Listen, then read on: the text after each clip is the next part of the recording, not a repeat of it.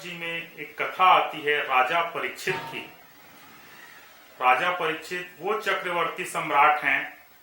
जिनके राज्य में कभी सूर्य का अस्त नहीं होता था। मतलब सारी धरती पर उनका राज्य था और सूर्य नारायण किसी न किसी क्षेत्र में उदयमान रहते थे। राजा परीक्षित बड़े धर्मावलंबी और परमात्मा पर परम विश्वास रखने वाले व्यक्ति में से थे और वे पांडव के वंश में जन्म लिए और भगवान श्री कृष्ण ने स्वयं उनका नाम परीक्षित रखा और भगवान श्री कृष्ण ने तो गर्भ में भी उनकी रक्षा की है। वे पांडवों के कुल दीपक राजा परीक्षित एक समय अपने घर में राजमहल में देखने लगे कि मेरे पूर्वजों ने मेरे लिए क्या चीज छोड़ा है करके,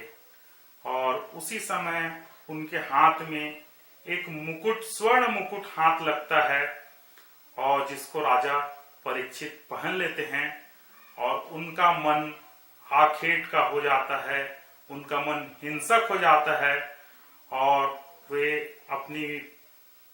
सेनापति को आज्ञा देते हैं कि आज मैं शिकार खेलने जाऊंगा करके। और राजा परीक्षित जो मुकुट लगाए रहते हैं वो मुकुट जरासंध का रहता है। जरासंध जो है वो कौरवों के तरफ थे और पांडव कौरवों का जब युद्ध हुआ था तब भीम ने जरासंध को मारा था और भीम को लगा कि जरासंध को मारने में मुझे बहुत कष्ट हुआ है, तो वो जरासंध के मुकुट को ले आए थे और वही मुकुट को राजा परीक्षित ने पहन लिया। जबकि युद्ध नीति कहती है कि शत्रु का शरीर, शव, उनके अस्त्र शस्त्र, उनके वस्त्र आभूषण सब कुछ ससम्मान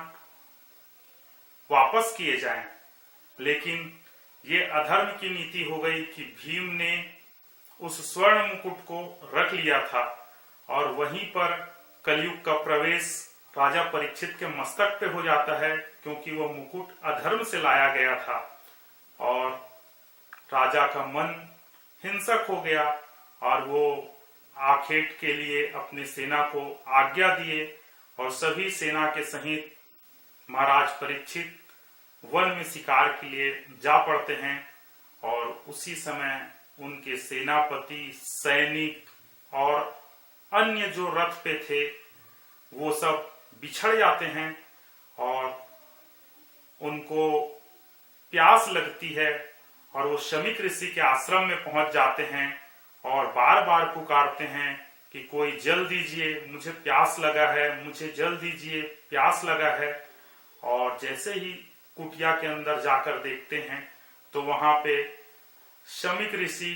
ध्यानस्थ मुद्रा में बैठे रहते हैं। वो परमात्मा की भक्ति में लीन रहते हैं और बार बार परीक्षित के पुकारने पर भी उन्हें कोई उत्तर नहीं मिलता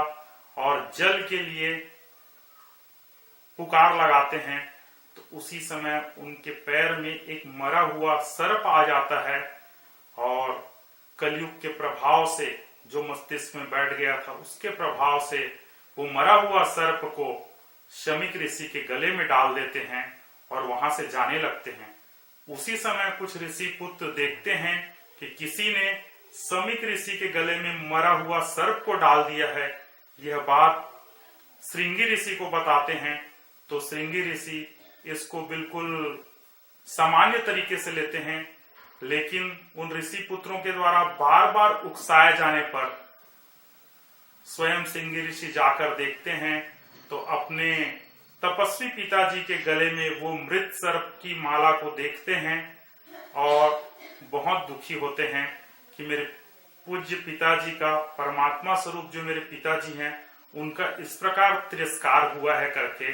और वो मरे हुए सर्प को निकालते हैं और हाथ पे कमंडल से जल लेते हैं और उसी क्षण भगवान को स्मरण करके